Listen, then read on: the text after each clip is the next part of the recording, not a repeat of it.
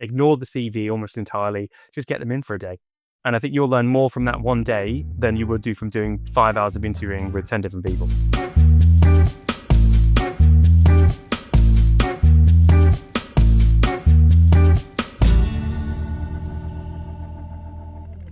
Hi, everyone. Welcome back to another Matt Talks Hospitality. And in this episode of Matt Talking Hospitality, it's specifically about recruiting in hospitality.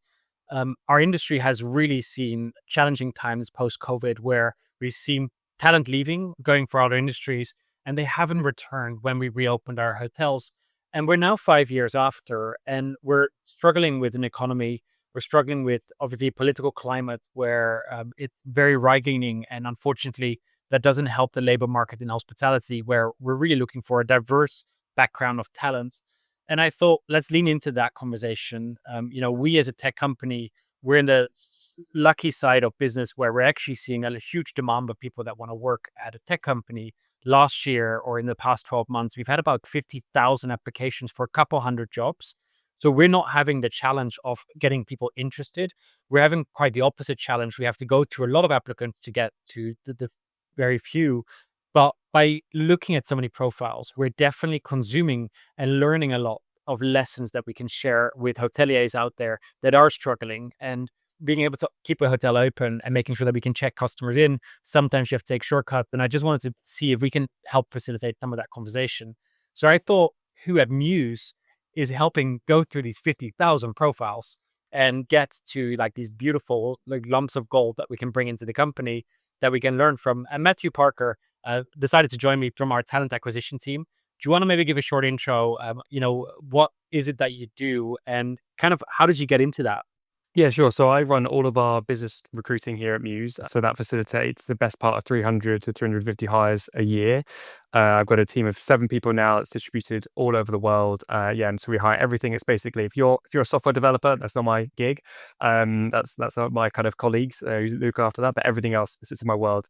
And I got into talent acquisition and recruiting in the same way that almost everyone in my industry comes into it. I like fell into it. I wanted to work in London. I was wowed by the very tall building with mahogany chairs and stuff and tables that I was surrounded by.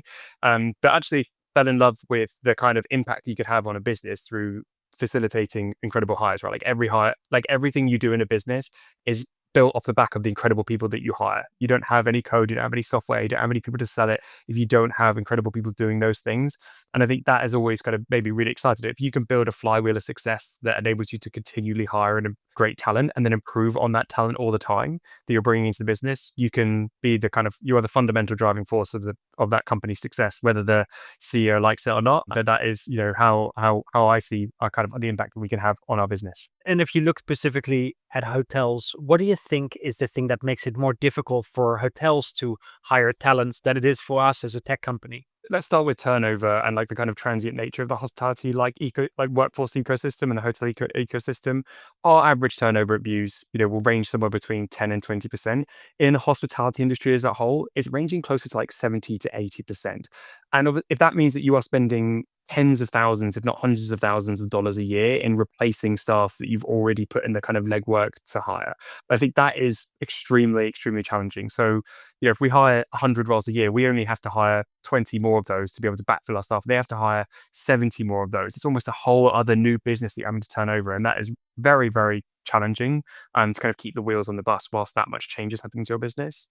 I think also, as you touched upon, we have the ability to hire remotely. We could hire all over the country, but a lot of hotels are naturally tied to a very specific location. There's no remote office job for if you work in a hotel. You have to be in every single day. You have specific times you have to be in. You have to be on and positive when you're in as well. And I think that means that if you're working in London, the cost of living in London is enormous now. And if you live in a major city, the cost of living in a major city is enormous. And so that means that your cost of the staff is going up as well as there being less staff available to be able to kind of attract, identify due to kind of Brexit and COVID and stuff like that in the UK. But in the US, they've got kind of immigration challenges as well. Even in continental Europe, they're struggling with like these spikes because of the massive peaks and troughs throughout the year, which again, we don't necessarily feel those kind of specific challenges in our business in the same way that a hotel would feel those challenges. I remember when we were very small, we didn't have a HR department. And at some point, I realized we're going to have to hire 50 people this year. And I thought, wow, how do I do this? And I joined the HR community. And the first topic that that we talked about in that community was employer branding. And I thought, I've never heard of what is employer branding. Can you talk about that? Yeah, sure. So there's a couple of different layers to this. So firstly, when you like are building and you're becoming, you want to grow your business, you have to really identify with the goal of recruiting and how important it is to your business. As I said, everything that your business will do is based off the incredible people that you'll bring into that. And so you as the owner and of that business need to be like mega invested in making that a really good part of your job. It has a direct impact on your bottom line, so the cost of your business, but also an impact on your top line. It's a growth lever for your company because if you can hire great people, if you means you can keep your occupancy rate high, they can have fantastic customer service. It means you can charge more. You get to potentially expand your hotel. You have great operational capabilities. It means you can reduce your cost. This is a core part of your job. And so internalizing that as like an owner and a founder of a business. So it's not a piece of admin that you get like frustrated by. It's a fundamental lever is critical as like a first step to kind of building an employer brand. And then for if you talk about employer brand, essentially the employer brand, the nicest way to kind of is how your current employees feel about the work that they do, and then how you then portray that feeling to the rest of the world. So it's not a fancy marketing slogan. It's literally just ask your employees like what do they think about their experience hiring here, and then work with someone to try and work with ChatGPT or whatever to kind of try and articulate that into a message that you can share with others. Some of the most successful employer brand activities that I've seen in my career have been on TikTok, have been on Instagram, have been people just recording and giving your employees who are passionate and love what they do the opportunity to just speak to the world about what they do because people want to hear from other people. And so if you can give your employees the rope to tell their story online in a way that other people will engage with, like non-corporate content, that is going to be one of your fastest ways to build a really authentic and engaging employer brand for no matter the size of your hotel. And that's free to do. You can start doing that today, which is one of the reasons why I love that kind of approach so well. Yeah, it's one of those things that I speak to a lot of hoteliers and I do a lot of interviews for our customer advisory board. And I ask always, like, what are your business goals next year? Not one of them has yet to say hiring and recruitment and making sure that we have the right culture built. But it is a business objective that businesses should have. Like they should Yeah. this into their strategy document for the next year. Because I totally agree. Like if you bring the right talent in, they will make everything better. Your average rate will pick up, your sales will go up, etc. But often it does feel like an afterthought. The HR department versus a people department. That was a Yeah. big discussion that we had early on, where we said HR doesn't tell like we're looking to develop the talent for the organization. So let's just name it something different. And it's not semantics; it's a direction and strategy that we had by calling it the people department because we're recruiting people, and I don't want an administrative department. I want them to strategically bring more to what we do as a business. So I 100% agree with you on that. Then once you have that strategy in play, that employer brand is so critical. And you have to really think, okay, how do I reach them? And it is easy. This is 7 years ago, I think, that we were small still as a brand. How do I do this employer brand thing? I just got a landing page on our website, which was our recruitment Yeah. page. And we just started telling the stories of different people. And this isn't highbrow. This is just people want the genuine perspective of what is happening. My first job when I was 16 was when a restaurant in my neighborhood had an open day where I could just pop in and I could just see what the job was so that I could say, Yeah. like, yes, this is actually what I want to do. So work with hotel schools or schools in the neighborhood to kind of do these open days that people can come for cross exposure and get Yeah. them excited. But unless you have excitement for the brand or the hotel or the restaurant that you work in, you won't get people to apply in the first place. Yeah, and there's doing the kind of basics. Well, to your point, right? Like, if you want to sell a room in your hotel, you've got to have a way for them to buy it that's not picking up the phone to you or like dropping a Yeah. CV in person or something like that. You need to have a CTA, you need to have a sales, you need to have somewhere that they can buy, you get somewhere they can submit. I saw an interesting, there's a quote so that I wanted to like pull out about this as well. Like, make sure you get your house in order before you start marketing your house, right? Like, and so that means talking to your employees. That means asking them what they like. If they are kind of complaining about you and saying, actually, you don't pay us well enough, if you've got all this like laundry list of issues that's impacting, you've got a toxic culture. Nothing kills a business faster than good marketing of a bad Yeah. product. And I think the same applies to to your employer brand and how you communicate it. Like, you don't want to put loads of people into the machine, but the machine is rubbish and people end up turning out. It's just going to cost you more money. I saw an interesting stat the other day that was the UK economy spent £250 million on replacing staff in just the hospitality industry this year. It's an enormous cost to companies, and so they need to address like the root cause of like, why are people leaving in the first place? You have to stem the bleeding, otherwise you're going to be on this kind of hamster wheel, which is just going to throw money down the drain. Yeah. So you briefly talked about pay just there, and I'm thinking, what should the pay philosophy be in a hotel? Should people share the salary when they're advertising for jobs, or should they not? Yeah, so I'm a big personal kind of advocate for pay transparency. I think it increases equality, it reduces irrelevant applications. It's a better candidate experience. It means that you can evaluate someone not on the previous pay that they've had, but on what their expectations are and what they're actually going to deliver.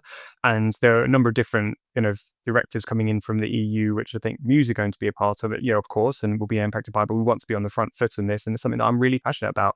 So the best companies in the world, the best hiring companies in the world, have really clear public philosophies around pay transparency and the entire concept around what their compensation philosophy is. And those are the companies that I admire a lot and think we should look up to. Also the reality is, it means that people will self-select out. So if you take the Indeed application model, you have to pay Indeed every single time someone submits a job. We'll get to why that's an issue in later down in the conversation, I think. But that means that if you have a salary that people don't agree with, they're not going to apply to that job. That means you don't have to pay for that click. And so it's going to also optimize your top of funnel, mean that you have to spend less time having irrelevant conversations.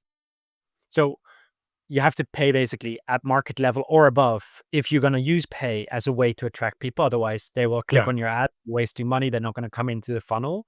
So you do Yeah. have to make sure that everyone who is in the hotel right now is paid at the same level, because if you start to publish pay Yes, and people exactly. that are working there are not happy, they're going to leave and you have a bigger recruitment problem. So it is a pay philosophy. You have to think deeply about it. 100%. Uh, and then you But talked for about hospitality Indeed. workers, though, the levers that they have to pull are much greater than pay. All the data indicates that it comes down to things like working hours, it comes down to flexibility, it comes down to, commute compensation and, being able to stay in a room on the hotel if you're working a late shift. Like, those are the things that keep people in jobs, or as much as pay nowadays, especially if you're working in a really expensive city, especially if you're having to work really crazy hours. Like, people want work-life balance, and they should Yeah, be rewarded for that. And also, you get what you pay for. Like, if you're not paying super well, and you're also not giving good benefits and all this sort of stuff, like, not you're great. going to hire crap staff, and it's going to facilitate a negative spiral. You've got to get on the positive flywheel. And then you talked about recruitment on an Indeed, for example. Is there, like, if a hotel wants to do recruitment and paid advertising specifically, are there different platforms for different roles, or would you say like put all your money on Indeed and LinkedIn?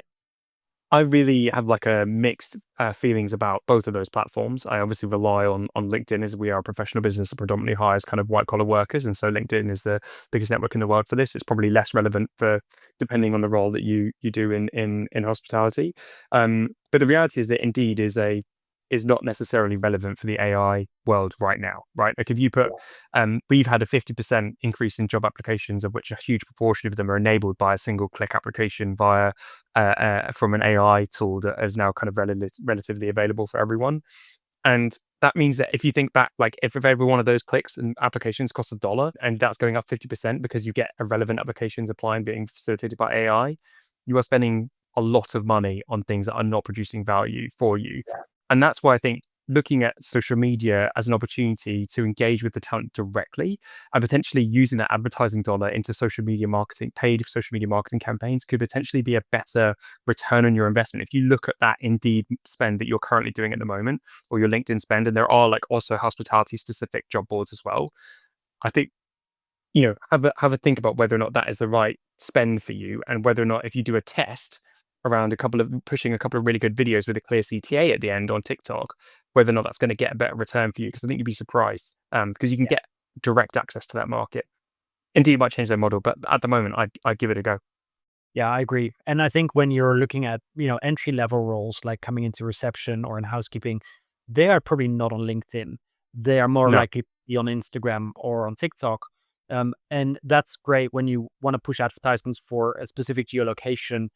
And those ads, like this weekend, I did like 4 ads for 30 seconds. I got a script sent to me and I have this recording software. And I'm like, great, I'll just push out 4 ads that our marketing team can then take and promote. And it isn't hard. It's not just you need a computer with a camera and software like this Riverside that I'm using, and you can record yourself and put it out there. But not even that. Like you could do it on your phone directly, and those natural videos sometimes land even better. I would ask you though, how many of those were related to your employer brand versus selling the actual Mews product? But like the brand I post, for example, LinkedIn, I actively think about what I do for recruitment on LinkedIn, and I can't always talk about recruitment, but I blend it with a lot of things because I Yeah. have reach, and it does actually have an impact whenever I post about something that we're doing on LinkedIn. And this weekend it was specifically for marketing. But actually, another weekend I'll do something for recruitment because it is a key pillar of our strategy. And I always think about recruitment and getting people excited about the Mews brand because I know people are going to leave Yeah. our business. It just naturally happens. I just want to make sure that we always have a pipeline of people excited because the moment someone leaves and says, I'm leaving your business, I don't want to then start a funnel. I want that funnel to already be filled with people so that the moment they leave, I'm like, great, we've been speaking to this person. There was no role, but now there is a role. Let me reach out to those people again. And this Mm. is where I guess recruiters come in. Do you think a hotel should have recruiters? Because I don't know of a hotel, like an independent hotel, that actually has a recruiter on staff. Like any founder for any sort of business, I would say they should own a good proportion of the early recruiting because they need to understand and be massively vested in the success of that recruiting being successful. So if you own a hotel, you run a hotel, you shouldn't be outsourcing any of this. You should own it 100% and feel that pain yourself. But then, like every business, when you become a critical mass, if you're hiring 50, over a certain number of roles a year, you then need to use your time more effectively and have someone else review that kind of that type of funnel. I think the agency world for hospitality is like over $1 trillion market. So it's looking at temps, looking at permanent staff. So you're paying a percentage of someone's salary to these agencies, and actually you need to look at that as a bottom line cost as well. So if you're already looking at your costs again, looking at your P&L and looking at how much you're spending on recruiting, and saying, right, I need to build a system of success here. Do I need someone who's full time to build that system for me? Can I look at a contractor who's able to come in, put everything right, get the flywheel in place, get the career site running, get the applications all set up and some of the social media strategy connecting, right? Do they need to be a full time person? Maybe not. But if you're able to reduce that overall cost and also build a better system, I think that's really what the questions you need to ask yourself, not whether or not I need a recruiter. You need to like, what's the system that I need to build to be successful, and who is the right person to bring in to build that system, or can I build it myself? And based on the answer to those questions, that's how you make that decision. And I think how I would approach it, I'd go to a room, like a nice meeting room in your hotel with a whiteboard and map out actually, top of funnel. Like, how do people find us? How many people found us last year? What are the numbers? Which channel are they coming through? And which channel should they be coming through? And then really putting these boxes down and then showing, okay, we got these applicants from these sources. Which are the ones that we're actually hiring? From which source have we hired them? And yes, it may take a couple hours to figure out, okay, all the data points and which are the ones that are converting. And are we happy with those employees once they've landed and actually working with us? Or are they out the door within 3 months because they don't understand what it is and then they enter and they're like, this is awful and I don't want to do this job. So you've got to really map out chronologically what happens in that life cycle and know the data points so that you can build a strategy that kind of activates that behind it. 100%. But that again has the assumption that you're able to track these data points, which if you're a small hotel True. that is, they've only got 50 rooms, like, do you track that at all? Do you have an ATS, an applicant tracking system that's doing that for you? Like, or that helping you, that we can do that because we are 400 hires a year that we'll do, or 500 hires a year. And we Yeah. really care about this stuff because it creates thousands, tens of thousands of pounds. But whether or not a small hotel will, I think that's the question. And then again, is it the right time for you to invest, or actually are you okay if you're only doing a couple of hires a year and you can manage that capacity yourself? Or well, you know, maybe it's not right for you, but that, I think that is always the starting point. Like, If you're is if this the the right time weighing to up of invest? if you have lots of attrition in the hotel, you should know how many people have left you last year. Yeah, And what is the cost of replacing them? What's the hiring cost? And you need to figure out, okay, what's the cost that I have every single year of people leaving us that I can't 100%. retain? And if you do better recruitment and they stay with you, what's the value uplift of that? So you have to do some baseline back of a napkin kind of Yeah. calculation. Figure out whether it's worth to have a recruiter Yeah. or not, because actually you're not keeping them, because actually your managers are basically not really managing the culture on site. And that's the problem that's causing the leakage that you have. So you do have to Yeah. have a full understanding of how the business operates. Yeah, a lot of people will default to looking at that attrition as a recruiting problem, not as a management or leadership problem. Yeah. And you, as I said, you got to get your house in order before you go to market. Really. So there's so much buzz around AI today, and I struggle to follow what's the thing you should look at. What AI tools from a recruitment point of view are you getting excited about? Yeah, so I think just for like the general purpose market, the applicant tracking system isn't an AI tool. So we have an applicant tracking system here called Greenhouse.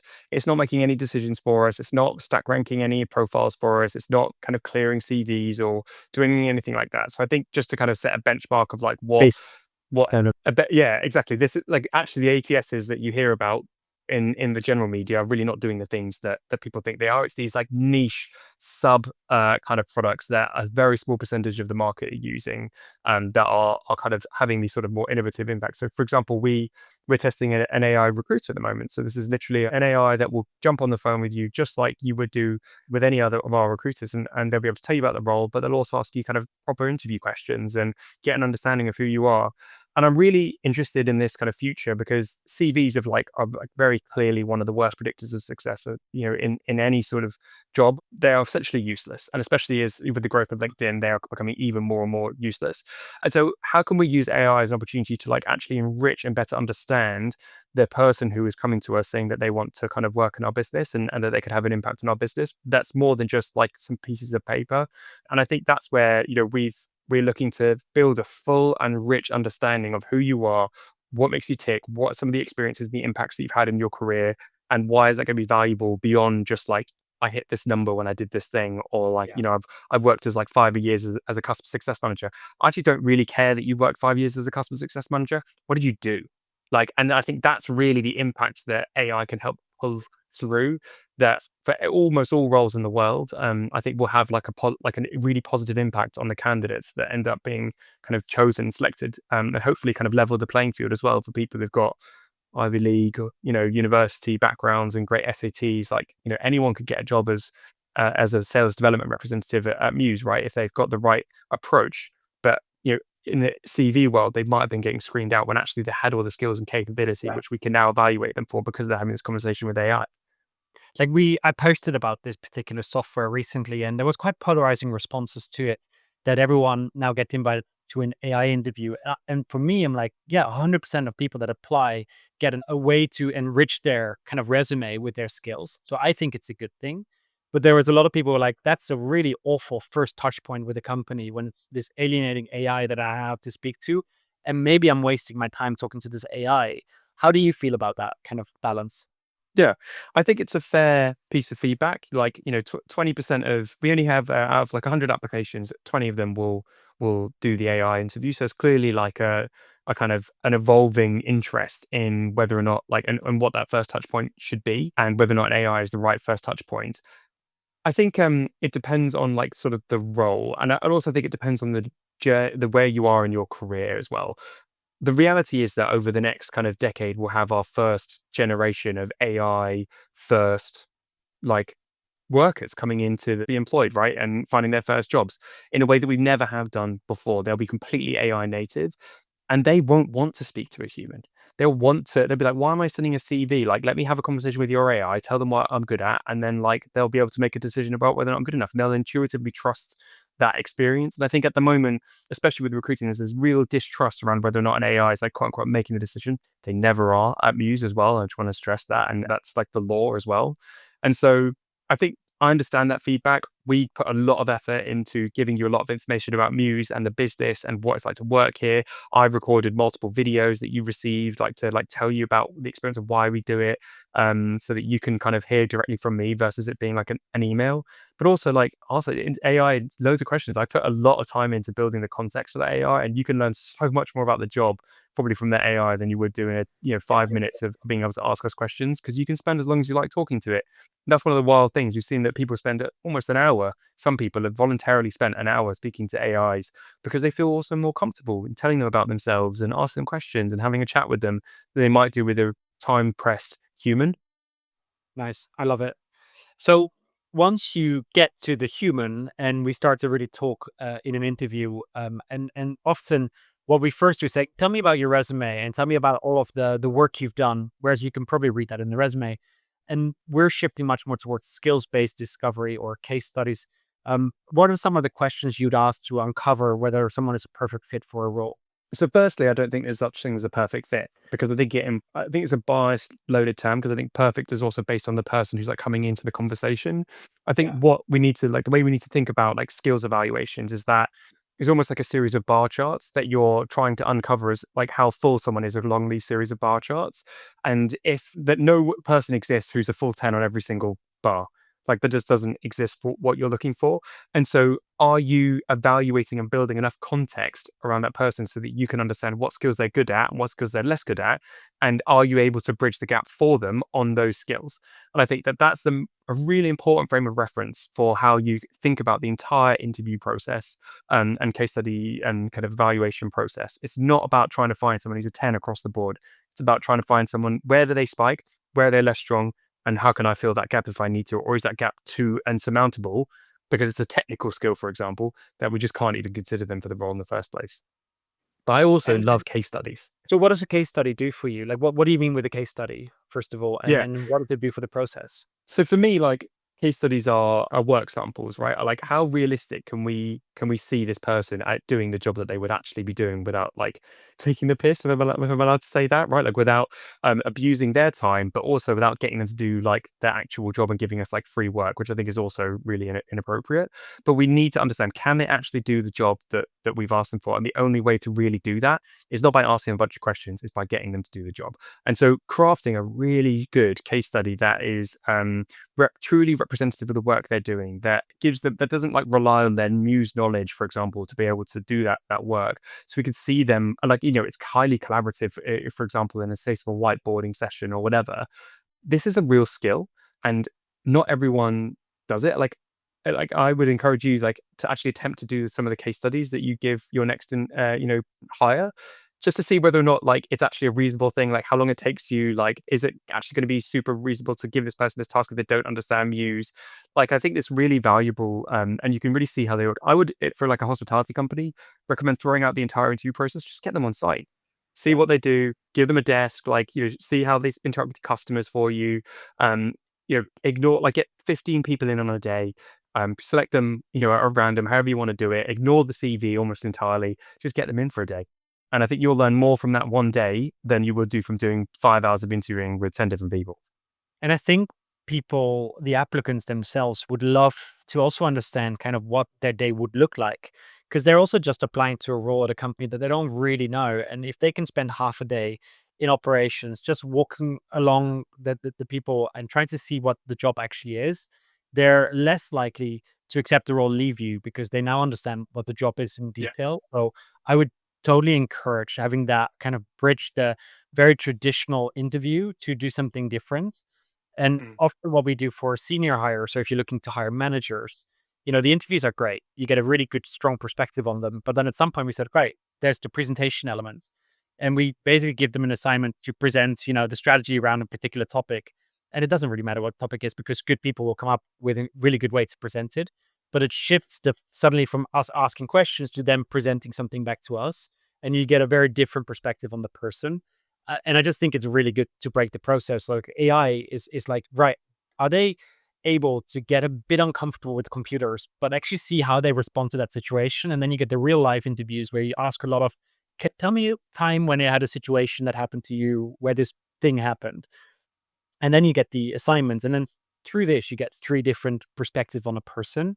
And I think it's really about like varying the perspectives because we want to bring in the right person that then stays with you, hopefully for more than a year, because turnover is really high in hospitality.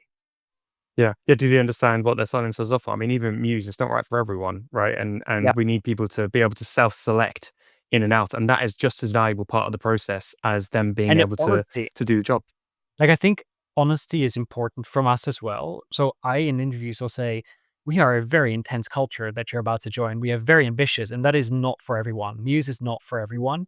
And I think it is for hotels also really important to be really honest about the working hours.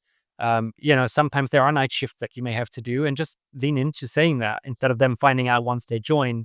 And I think it's really important that you give them perspective and hear them say, "Yes, I'm totally comfortable with that." We have a lot of travel. And I say to candidates, are you comfortable with traveling, 3 out of 4 weeks a month? And I want to hear them say, yes, I love it. So that they can't say afterwards, saying, I wasn't aware that there was going to be so much travel involved. I thought there was some travel. And really be clear about what the reality is instead of painting a beautiful picture that you then can't really fulfill.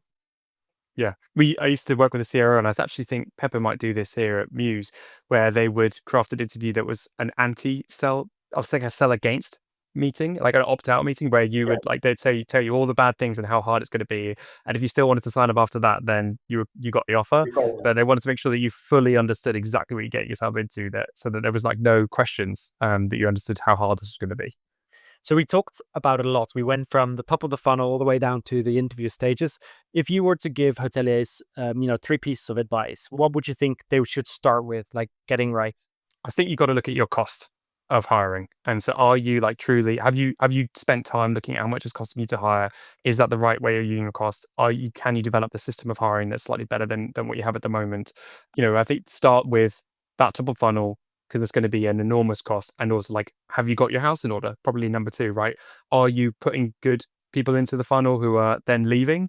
If so, why? Start with your own business first and your own team, and ask yourself some potentially quite hard and uncomfortable questions that you might not want to hear the answer to about your team. And then like throw out like years of experience.